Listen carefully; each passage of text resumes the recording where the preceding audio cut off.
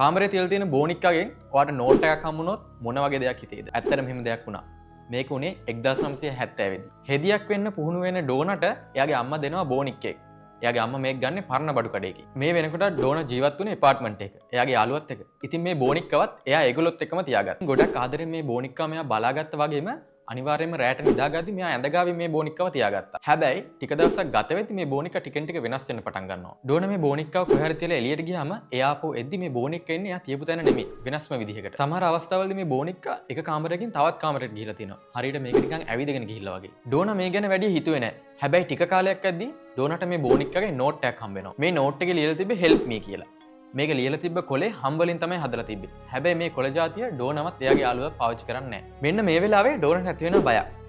එයා ඊට පස්සේ කරන්නේ අద్භූත ආත්ම ගෙන්නන කෙනෙක්ව ගෙන්නලා යාතිකාවක් කරන එක. අන්න ඒ වෙලාවේ තමයි දැනගන්නේ ඇනබෙල් හිගින්ස් කියන අවුරුදු 7ක පුංචි දරුවෙක්ගේ ආත්මයක් මේ බෝනික්කගෙන්ගේ තියෙනවා කියලා. ඒ වගේම මේ ඇනබෙල්ගේ සිරුර මේ ඩෝනා ඉන්න ගෙදර භූමිය තමයි මිහිදන් කරලා තියෙන්නේ. ඒ වගේ දෙයක් කිව්වම අපි නම් බය වෙලා මේ බෝනික්කව සාමාන්‍යයෙන් අයින් කරනවානේ. හැබැයි ඩෝනා එයාගේ යාළුවයි නම් එහෙම කරේ නැහැ. මේ පුංචි ඇනබෙල්ගේ ආත්මය ගැන දුක හිතිලා ඩෝනා එයාගේ යාළුවා මේ බෝනික්කව ගෙදරම තියාගත්තා. කතාවේ වැඩිපුරම බය හිතෙන කොටස පටන් ගන්නෙ මෙතනින් පස්සේ. ඩෝනාගේ යාළුවෙක් කියන ලූ ඒගොල්ලන් ගෙදරට එනවා. ලූ ආවට පස්සේ තමයි ඇනබෙල් ගොඩක් දරුණු වෙන්න පටන් ගත්තේ. ලූ මේ බෝනික්කට වැඩිය කැමති වුණේ නැහැ. ඒ නිසා මෙයා ඩෝනාට කිව්වා මේ බෝනික්කව ගෙදරින් අයින් කරන්න කියලා. හැබැයි ඒකේ ප්‍රතිඵලයක් විදිහට මන්දා ලූට හැමදාම නරක හිණ පේන්න පටන් ගත්තා.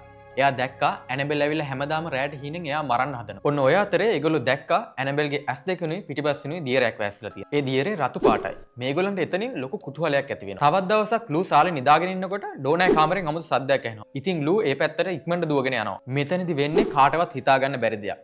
ලූ ආපහු වෙන්නේ එයාගේ පපුවට වැදුණු සිරස් තිරස් නියපොතු පහරවල් ගොඩක් එක්ක. එයාට ඇනබෙල් ළඟට නැවැරෙන්න වෙන කිසිම දෙයක් මතක තිබ්බේ නැහැ. මෙන්න මේ සිද්ධියත් එක්ක තමයි গুপ্ত විද්‍යා ආචාර්යවරු වෙච්ච වොරන් යුවල එක්කගෙන එන්නේ. එයාලා ආවට පස්සේ තමයි මේ සිද්ධියේ ඇත්තම තොරතුරු එළියට එන්නේ. ඔවුන් දෙපළ කියන විදිහට මේ හැම දෙයක්ම කරලා තියෙන්නේ ඇනබෙල්ගේ ආත්මය නෙමෙයි. ඇනබෙල්ගේ ආත්මය තවත් ලොකු බලවත් යක්ෂාත්මයක් විසින් පාලනය කරලා තියෙනවා. ඇනබෙල් කියන්නේ ඒ යක්ෂාත්මය විසින් විනාශ කරපු තවත් පුංචි එක් දරුවෙක්ගේ ආත්මයක් පමණයි. ඉතින් මේ හැම දෙයක්ම එළි වුණාට පස්සේ කතෝලික පූජකවරුන්ගේ සහය ඇතිව මේ යක්ෂාත්මය කොටු කරලා ඇනබෙල් බෝනික්කා වීදුරු පෙට්ටියක දාලා වහලා තිබ්බා. අදටත් එඩ්වඩ් සහ ලොරේන්ගේ කෞතුකාගාරේ ඇනබෙල් බෝනික්කා ඉන්නවා. හැබැයි එයා දාලා තියෙන වීදුරු පෙට්ටිය කාටවත් අල්ලන්න බෑ. මේ කතාව තියෙන ෆිල්ම් එකක් 2014 එනවා. ඒකේ නම තමයි ඇනබෙල්. හැබැයි ඒ ෆිල්ම් එකේ ඉන්න ඇනබෙල්ට වඩා මේ ඇනබෙල් අහිංසක පාටයි. ඔයාලත් දන්න මේ වගේ කතා තියෙනවා නම් පහලින් කමෙන්ට් එකක් දාන්න යන්න.